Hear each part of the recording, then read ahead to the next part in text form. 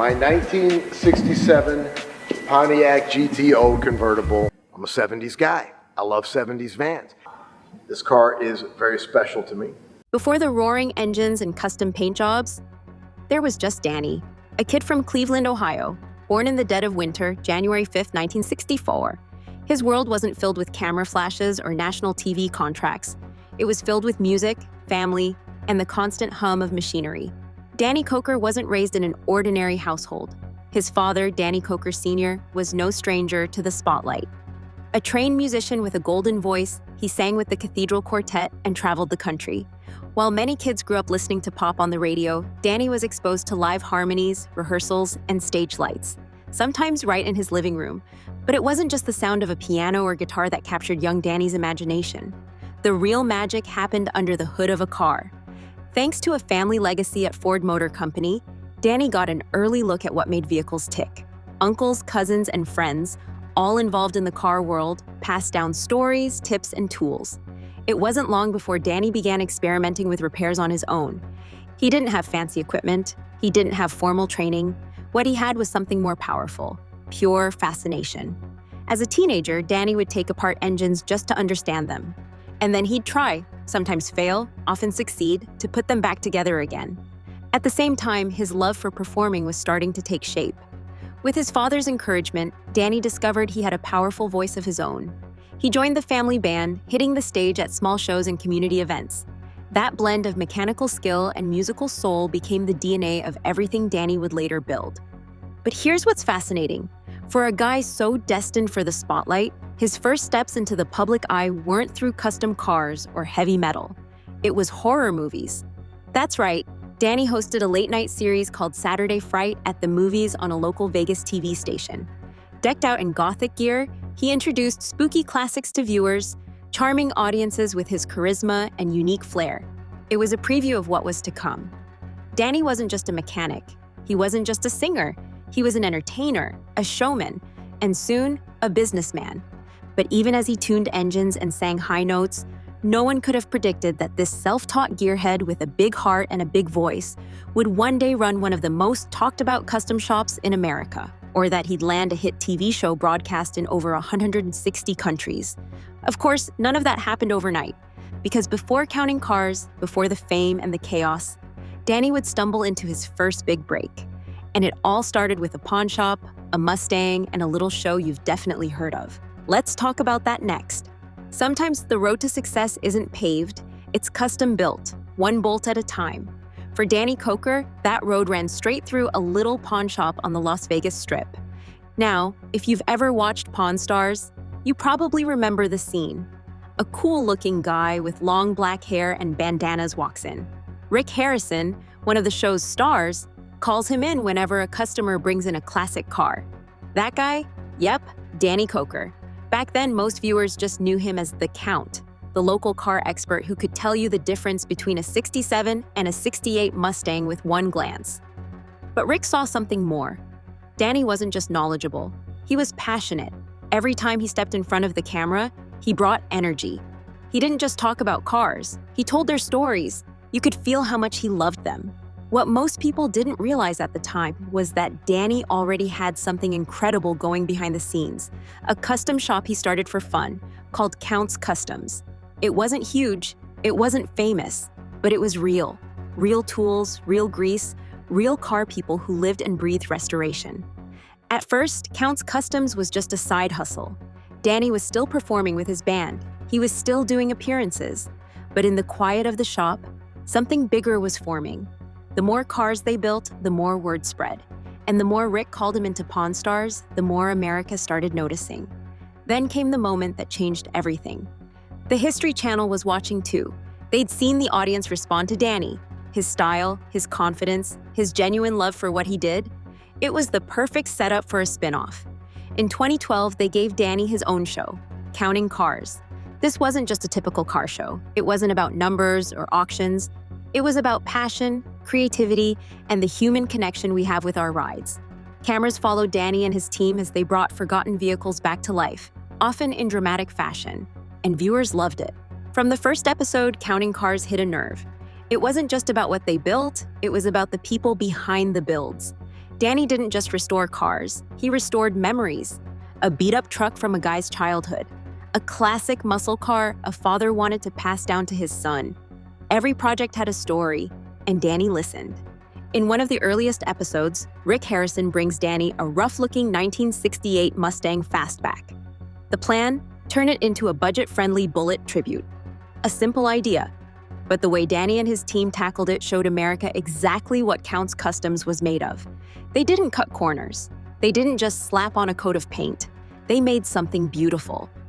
That build wasn't just about the car, it was a metaphor for the show itself. Take something people overlook and turn it into something unforgettable. But with each success, the pressure started to build. More eyes, more expectations. Bigger budgets, bigger risks. And somewhere, quietly building in the background, was a different kind of challenge. You see, while Danny was becoming a TV star, the shop was changing. The people were changing. The dynamics were shifting. And soon, behind those garage doors, a storm was beginning to brew. We'll take you inside that garage in the next section, where the real heart of the show lived and breathed, the crew. What made Counting Cars so special wasn't just the horsepower, it was the people. Inside Counts Customs, it wasn't just a team, it was a family. And like any real family, they had their quirks, their laughs, their creative sparks, and yes, their arguments. At the center of it all was Danny. But right next to him, Kevin Mack, his best friend and right-hand man. Kevin wasn't just there for comic relief or the occasional road trip. He was the guy keeping the business side in check, making sure every project stayed on time, on budget, and on track. When Danny got a little too excited about a dream car or a risky investment, Kevin was the voice of reason, calm, practical, and unshakably loyal. Then there was Shannon Eichow, also known as the gentle giant of the shop. He led the bike division and was a true artist in metal and chrome. Whether he was fabricating a new build or whipping up gourmet meals for the crew during lunch breaks, Shannon brought heart and soul to every project. His designs weren't just functional, they were personal. Fans admired his humble attitude and unmatched craftsmanship. But every masterpiece needs paint, and that's where Ryan Evans came in. Ryan wasn't just a painter, he was a visual storyteller. With airbrush in hand, he turned plain panels into rolling artwork. Flames, skulls, candy colors, you name it. Ryan's calm, thoughtful vibe made him one of the most beloved members of the show. And when he teamed up with Horny Mike, that's when the creativity really kicked into high gear. Horny Mike, how could anyone forget him? Known for his love of outrageous designs and wild helmet horns, Mike added a layer of fun and unpredictability to the shop. He wasn't afraid to push the envelope and try things that others might consider too bold. With Mike around, no idea was too out there. Now, every strong team also needs a numbers guy, and that's where Scott Jones came in. He was the shop's business manager in the early seasons, always seen checking invoices, pushing back on overspending, and arguing with Danny about staying profitable. Fans remember his serious approach, and sometimes fiery debates, but that's what kept the shop balanced. He exited after 2 seasons, reportedly to focus on family, though rumors swirled about behind-the-scenes drama. Nothing was confirmed, but his absence left a noticeable gap. And then, there was Rolly. Rolly Sabo was the detailer with the thick Hungarian accent and a deep love for pristine finishes. He became a fan favorite for his comic moments and devotion to making every car shine like new. But just before season 7, Rolly vanished from the show. No explanation, no goodbye. Fans were left wondering, what happened? Whispers circulated. Some said he left voluntarily after his detailing equipment was stolen, tired of the public spotlight. Others believed he and the shop parted ways on rough terms. Rolly never gave a straight answer, and that mystery has followed him ever since. Still, the legacy of the original team lives on. Their bond, their creativity, and their behind-the-scenes moments made the show more than just a car series. It felt real, honest, like a group of friends chasing their dream together. But dreams have a way of getting complicated. As the team kept delivering incredible builds for clients and fans alike, something was starting to shift. Tensions were rising, accusations were beginning to surface. And the road ahead for Counts Customs wasn't as smooth as it once seemed. Because as the spotlight grew hotter, so did the pressure. And it wouldn't be long before the drama spilled out of the shop and into courtrooms. And that's exactly where we're heading next. When Counting Cars first hit the air in 2012, no one quite knew what to expect. Sure, car shows were popular, but this one felt different from the start. It wasn't just about fixing engines or flipping cars for profit. It was about passion. And more than that, it was about people. Every week, millions tuned in, not just to see what vehicle would be transformed, but to see how Danny and his crew would breathe life back into machines that time had nearly forgotten. From muscle cars to choppers to custom hot rods, no two builds were ever the same. And neither were the stories behind them. You'd see a father and son bring in a beat-up old truck they used to haul tools in, or a customer who inherited a classic from a grandparent, unsure what to do with it. For Danny, every vehicle came with emotional weight, and he made sure the restoration honored that. The shop quickly earned a reputation as one of the most respected custom garages in the country. They weren't just polishing cars, they were creating automotive art. From engine builds to full-frame transformations, Count's Customs did it all. And thanks to the show, business was booming. But it wasn't just the builds that drew fans in, it was the chemistry. You had Kevin handling logistics, Ryan and Horny Mike turning sheet metal into murals, Shannon fabricating parts that didn't even exist until he dreamed them up.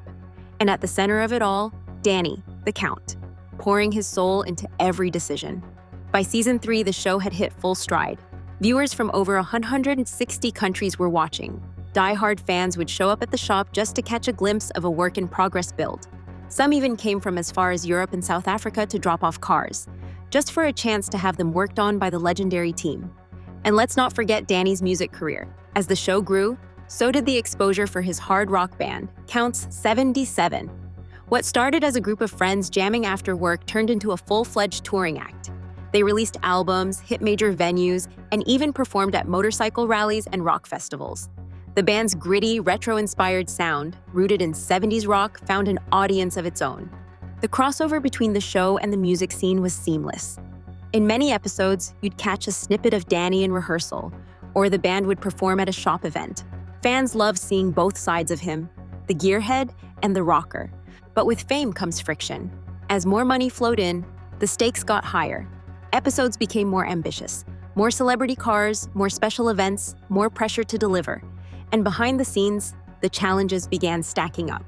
There were missed deadlines, disagreements on creative direction, budget issues, and as the cameras rolled, not everything was as smooth as it seemed. That's the thing about success. It can be a double-edged wrench.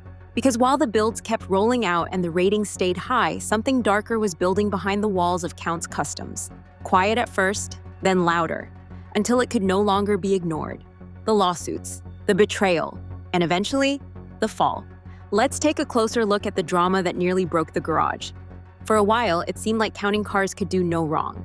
The builds were exciting, the cast had great chemistry, and fans couldn't get enough. But behind all the shining chrome and glowing reviews, trouble was starting to bubble beneath the surface. It started quietly, almost too quietly. In 2014, a couple named Jeanette and Paul brought their prized 1967 Ford Mustang to Count's Customs. They were excited. They believed their car would be transformed on national television. But months went by, and to their surprise, nothing happened. The car sat untouched.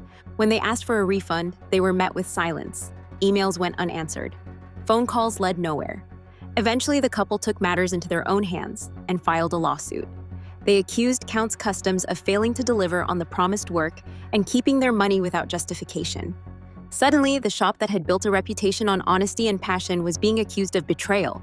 The case got attention. Fans took notice. Online forums lit up with questions. Was this just a one-time mix-up or a sign of deeper issues behind the scenes? But that was only the beginning. Just a few years later, in 2017, an even bigger storm hit. This time from within. A former employee named Joseph Frontiera was accused of embezzling money from Count's Customs. And not just pocket change. According to the lawsuit, he allegedly took $75,000 and spent it on personal luxuries. Things like airline tickets, fancy meals, and even a car for himself. The team felt blindsided. Joseph had once been trusted. Now he was at the center of a serious legal case. But the accusations didn't stop at spending. Danny and his team also claimed that Joseph had neglected the shop's financial obligations, including important tax payments. That led to issues with the IRS and even more stress for the team. Count's Customs wasn't just fighting for their money, they were fighting for their name. As these lawsuits played out, fans began noticing something strange about the show. Certain crew members began disappearing. Some builds seemed rushed, the energy wasn't the same. The shop was trying to hold it all together under intense scrutiny, but the weight of the drama was clearly taking its toll. And then came another blow. Two more employees, this time from Danny's bar and music venue, were accused of tampering with financial documents and stealing over $370,000. Another legal battle. More trust broken. More headlines. At this point, the team wasn't just dealing with cars. They were dealing with lawyers, investigators, and media questions. For a garage that had once been built on friendship and shared dreams, these events felt like a punch to the gut. Still, through all of this, Danny stayed quiet. He kept building, kept performing, kept showing up at the shop. But the pressure was mounting, and many began wondering, how long could he keep going like this? What no one knew then was that the legal problems weren't even the worst of it. Because something was about to happen that no lawsuit, no stolen money, and no amount of fame could prepare Danny for. And it would shake his world to its core. Just when it seemed like the drama couldn't get any more intense, a new headline shook fans. And this time, it had Danny's name front and center. In 2021, news broke that Danny Koker had pleaded no contest to a misdemeanor charge connected to a 2008 Cadillac Escalade. At first glance, it didn't seem real. The count? In legal trouble? But as the story unfolded, the details painted a complicated picture. It all started back in November 2019. After a car accident, the Escalade had been towed to a yard where it sat for weeks. The owner, struggling financially, couldn't pay the fees to get it out. Facing the possibility of losing the vehicle altogether, the owner allowed Danny to step in and help. Now here's where things get murky. Danny, seeing a chance to help a friend in need, arranged for the Escalade to be towed from the lot to his shop. He wanted to repair it and return it, but there was a catch. Legally, he didn't have the right to remove the car. In Nevada, taking a vehicle from a tow yard without official paperwork or without a court order is a serious offense. Authorities launched an investigation, and eventually Danny was charged with grand larceny auto, a felony that carries the potential for significant jail time. For fans who saw Danny as a trustworthy, straight-shooting businessman, the news was shocking. But here's the twist. Prosecutors eventually agreed that Danny hadn't acted with bad intentions. He wasn't trying to steal. He wasn't flipping the car for profit. He was trying to help. So the felony charge was reduced. Danny reached a plea deal, accepting a misdemeanor charge instead. His punishment? 3 years of probation, 80 hours of community service, and a $25,000 payment to the tow yard. He was also ordered to stay clear of any similar legal gray areas for the duration of his probation. This incident, though legally resolved, left a stain on Danny's reputation. For years, he'd been the face of honor and hard work in the car world. Now he was part of a headline he never wanted to be in. And as if that weren't enough, around the same time, police began tying up loose ends in the embezzlement case involving Danny's Las Vegas bar. 2 former employees were arrested and extradited back to Nevada. Danny had accused them of stealing hundreds of thousands from the venue's safe and manipulating financial records. It was yet another reminder of how much betrayal can hurt, especially when it comes from people you once trusted. By 2020, Danny was carrying a lot on his shoulders. The stress, the public attention, the lawsuits. It was a lot for anyone, even someone as experienced and level-headed as him. But what came next would test him like never before. Because while the legal dust was finally starting to settle, Danny's biggest battle wasn't going to be fought in a courtroom. It would be inside his own body. By 2022, fans of Counting Cars began noticing something strange. Danny was gone. No teasers, no farewell episode, no official statement. He had quietly disappeared from the show that made him a household name. Speculation spread like wildfire. Some thought he was burned out. Others assumed the legal issues had finally caught up to him. A few even believed the shop was shutting down for good. But the truth? It was far more personal and far more serious. Danny Koker had fallen seriously ill. At first, it seemed like nothing more than a bad cold, but it quickly turned into something much worse. Danny was diagnosed with pneumonia, a condition that made it hard for him to breathe, move, or even speak. For someone known for his energy and presence, the sudden weakness was jarring. But pneumonia was only part of the story. Doctors also discovered a dangerous infection in his heart. It was the kind of medical crisis that could sideline anyone, no matter how tough they were. For weeks, Danny fought quietly, away from the spotlight. No cameras, no crew, just a long road to recovery. During this time, Counting Cars went on without him. Reruns aired, and the shop kept operating, but fans could feel the absence. The heart of the show, literally and figuratively, was missing. Danny's recovery wasn't quick. It took months of rest, treatment, and personal strength to get back on his feet. And for a while, he wasn't sure he'd ever return to the shop in the same way again. This wasn't just a break, it was a wake-up call. Health has a way of putting everything into perspective. The builds, the fame, the lawsuits, none of it mattered if he couldn't get well. But if there's one thing we've learned about Danny Koker, it's that he doesn't give up easily. Slowly, he began regaining his strength, first with light work in the shop, then by reconnecting with his team. Eventually, he got back to doing what he loved, restoring cars, managing projects, and breathing life into forgotten machines. But one thing had changed. Danny didn't rush back into TV.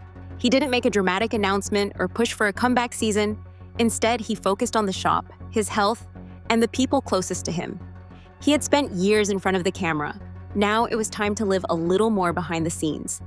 And even though Counting Cars wasn't airing new episodes, Counts Customs was still running strong. So what was next for Danny? Let's take a look at the chapter that followed, where passion, purpose, and balance became more important than ever. After months of recovery and reflection, Danny Koker returned, not with lights, cameras, or a production crew, but with a quiet determination to keep doing what he loved. His comeback didn't make headlines, but it mattered. He went back to where it all started, Counts Customs. No red carpet, no fanfare, just Danny and his crew, once again building dream machines from the ground up. This time, though, things felt different. Danny wasn't chasing ratings, he wasn't focused on episode deadlines or trying to create TV moments. He was there for the cars, for the people, for the craft, and maybe more importantly, he was there for himself. At the shop, Danny picked up right where he left off, overseeing projects, mentoring younger builders, and keeping the same high standards that made Counts Customs famous in the first place. Customers were still coming in from all over the world, and the crew was still doing what they do best, turning rust into gold. But Danny's return to normal life wasn't limited to the garage. His other love, music, also came back into focus. His band, Count 77, never stopped playing. Even while he was away from the public eye, the group stayed active, performing at events, festivals, and shows across the country. Their sound, rooted in classic 70s rock, had found its niche. With every performance, Danny found a new rhythm, one that blended his passion for music with the freedom to do things on his own terms.